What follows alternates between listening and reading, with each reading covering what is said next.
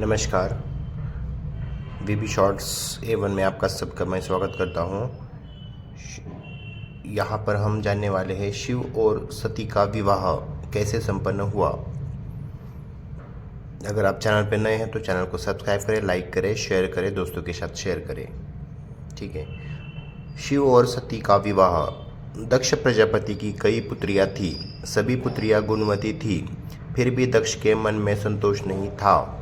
वे चाहते थे उनके घर में एक ऐसी पुत्री का जन्म हो जो सर्वशक्ति संपन्न हो एवं सर्व विजयिनी हो, जिसके कारण दक्ष एक ऐसी ही पुत्री के लिए तप करने लगे। तप करते करते अधिक दिन बीत गए तो भगवती आद्या ने प्रकट होकर कहा, मैं तुम्हारे तप से प्रसन्न हूँ। तुम किस कारणवश तप कर रहे हो? दक्ष ने तप करने का कारण बताया तो माँ बोली, मैं स्वयं पुत्री रूप में तुम्हारे यहाँ जन्म धारण करूँगी। मेरा नाम होगा सती। मैं सती के रूप में जन्म लेकर अपनी लीलाओं का विस्तार करूँगी। फलतः भगवती आद्या ने सती रूप में दक्ष के यहाँ जन्म लिया। सती दक्ष की सभी पुत्रियों में सबसे अलौकिक थी। सती ने बाल्यावस्था में ही कई ऐसे अलौकिक आश्चर्य चलित करने वाले कार्य कर दिखाए थे जिन्हें देखकर स्वयं दक्ष को भी विस्मयता होती रहती थी। जब सती विवाह योग्य हो गई तो दक्ष को उनके लिए वर की चिंता होने लगी। उन्होंने ब्रह्मा जी से इस विषय में परामर्श किया।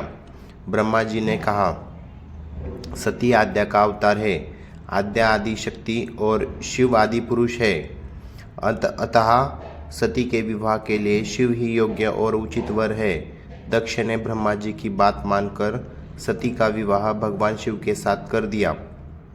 सती कैलाश में जाकर भगवान शिव के साथ रहने लगी।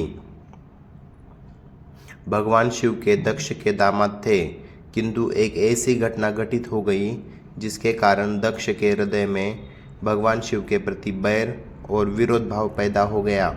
एक बार देवलोक में ब्रह्मा ने धर्म के निरूपण के लिए एक सभा का आयोजन किया था। सभी बड़े बड़े देवता सभा में एकत्र हो गए थे। भगवान शिव भी इस सभा में बैठे थे। सभा मंडल में दक्ष का आगमन हुआ। दक्ष के आगमन पर सभी देवता उठकर खड़े हो गए, पर भगवान शिव खड़े नहीं हुए। उन्होंने दक्ष को प्रणाम भी नहीं किया। फलतः दक्ष ने अपमान का अनुभव किया। केवल यही नहीं, उनके हृदय में भगवान शिव के प्रति ईर्ष्या की आग जल उठी। वे उनसे बदला लेने के लिए समय और अवसर की प्रतीक्षा करने लगे।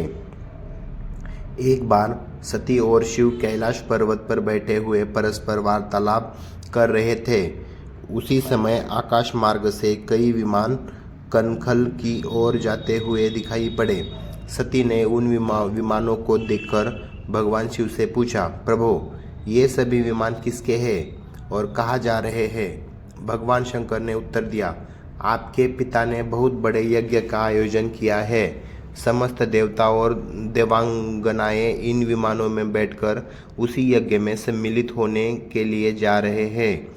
इस पर सती ने दूसरा प्रश्न किया, क्या मेरे पिता ने आपको यज्ञ में सम्मिलित होने के लिए नहीं बुलाया? भगवान शंकर ने उत्तर दिया, आपके पिता मुझसे बैर रखते हैं, फिर वे मुझे क्यों बुलाने लगे? सती मन ही मन सोचने लगी। फिर बोली, यज्ञ के इस अवसर पर अवश्य मेरी सभी बहनें आएंगी। उनसे मिले हुए बहुत दिन हो गए। यदि आपकी अनुमति हो तो मैं भी अपने पिता के घर जाना चाहती हूँ। यज्ञ में सम्मिलित हो लूँगी और बहनों से भी मिलने का अवसर मिलेगा। भगवान शिव ने उत्तर दिया, इस समय वहाँ जाना उचित नहीं होगा। आपके पिता मुझसे जलते हैं। हो सकता है वे आपका भी अपमान करें। बिना बुलाए किसी के घर जाना उचित नहीं होता है। इस पर सती ने प्रश्न किया, ऐसा क्यों? भगवान शिव ने उत्तर दिया, विवाहिता लड़की को बिना बुलाए पिता के घर नहीं जाना चाहिए, क्योंकि विवाह हो जाने पर लड़की अपने पति की हो जाती है। पिता के घर से उसका संबंध टूट जाता है। लेकिन सती पिहर जाने के लिए हट करती रही। अपनी बात बार बार दोहराती रही। उनकी इच्छा देखकर भगवान शिव ने पीहर जाने की अनुमति दे दी। उनके साथ अपना एक गण भी साथ में भेज दिया। उस गण का नाम वीरभद्र था। सती वीरभद्र के साथ अपने पिता के घर गई। घर में सती से किसी ने भी प्रेम पूर्वक वार्तालाप नहीं किया। दक्ष ने उन्हें देखकर कहा, तुम क्या यहाँ मेरा अपमान कराने आई हो? अपनी बहनों को तो देखो, वे किस प्रकार भांति भांति के अलंकारों और सुंदर वस्त्रों में सुसज्जित है। तुम्हारे शरीर पर मात्र बागंबर है। तुम्हारा पति शमशानवासी और भूतों का नायक है। वह तुम्हें बागंबर छोड़कर और पहना ही क्या सकता है। दक्ष के कथन से सती के हृदय में पश्चाताप का सागर उमड़ पड़ा। वे सोचने लगी, उन्होंने यहाँ आकर अच्छा नहीं किया। भगवान ठीक ही कह रहे थे, बिना बुलाए पिता के घर भी नहीं जाना चाहिए। पर अब क्या हो सकता है, तब तो आ गई ही हूँ। पिता के कटु और अपमानजनक शब्द सुनकर भी सती मौन रही। वे उस यज्ञ मंडल में गई जहाँ सभी देवता और ऋषिमुनि बैठे थे तथा यज्ञ कुंड में धू धू करती जलती हुई अग्नि में आहुतियाँ डाली जा रही थी। सती ने यज्ञ मंडप में सभी देवताओं के तो भाग देखे, किंतु भगवान शिव का भाग नहीं देखा। वे भगवान शिव का भाग न देखकर अपने पिता से बोली, पितृश्रेष्ठ, यज्ञ में तो सबके भाग दिखाई पड़ रहे हैं, किंतु कैलाशपति का भाग नहीं है। आपने उनका भाग क्यों नहीं रखा? दक्ष ने गर्व से उत्तर दिया, मैं तुम्हारे पति शिव को देवता नहीं समझता। वह तो भूतों का स्वामी, नग्न रहने वाला और हड्डियों की माला धारण करने वाला है। वह देवताओं की पंक्ति में बैठने योग्य नहीं है। उसे कौन भाग देगा?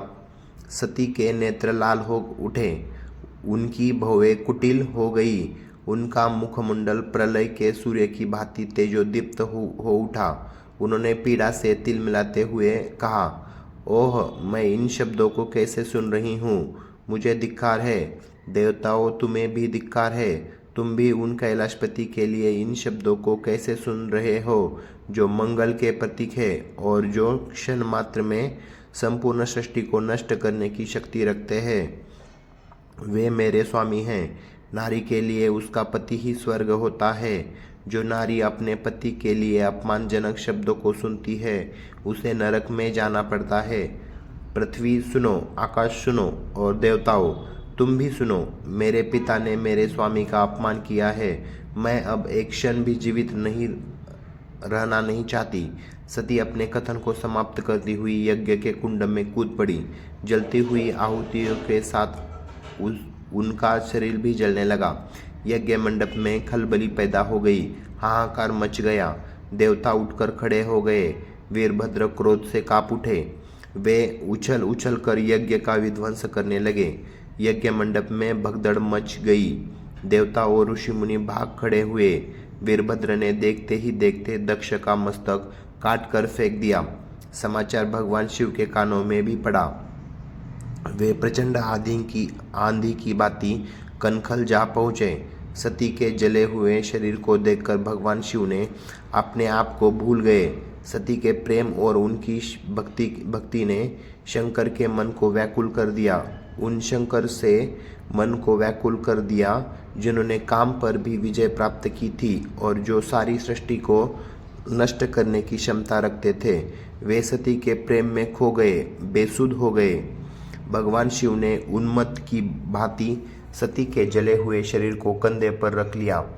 वे सभी दिशाओं में भ्रमण करने लगे।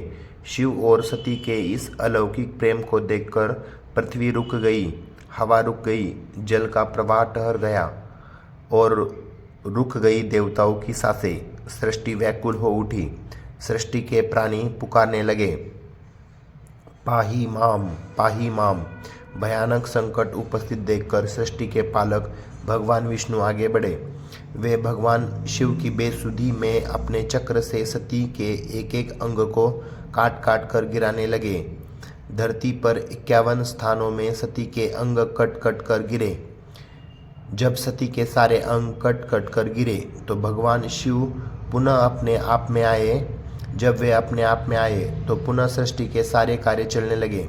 धरती पर जिन 51 स्थानों में सती के अंग कट कट कर गिरे थे, वे ही स्थान आज शक्ति के पीठ स्थान माने जाते हैं। आज भी उन स्थानों में सती का पूजन होता है, उपासना होती है। धन्यवाद। अगर स्टोरी अच्छी लगी हो तो आप लाइक करें, शेयर करें। अगर चैनल पर नए हो तो सब्सक्राइब करें।